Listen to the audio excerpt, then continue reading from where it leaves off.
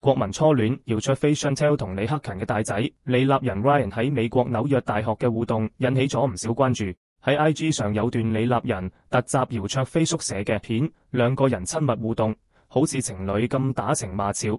影片入面，李立仁以 Single Dorm Room Tour 為題，姚焯菲開門嗰陣好驚訝，仲話今日唔得，我未執好我間房，試圖阻止佢拍攝，但李立仁完全冇理，照樣入屋。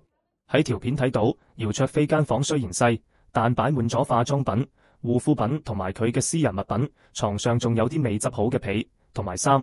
姚焯菲搞笑咁將雜物塞到被入面，佢仲提到即將返香港出新歌。李立仁爆出新專輯封面就喺房間入面，令到姚焯菲即刻阻止佢繼續拍攝。拍攝期間，李立仁唔單止話姚焯菲間房咁暖，仲好關心佢學業。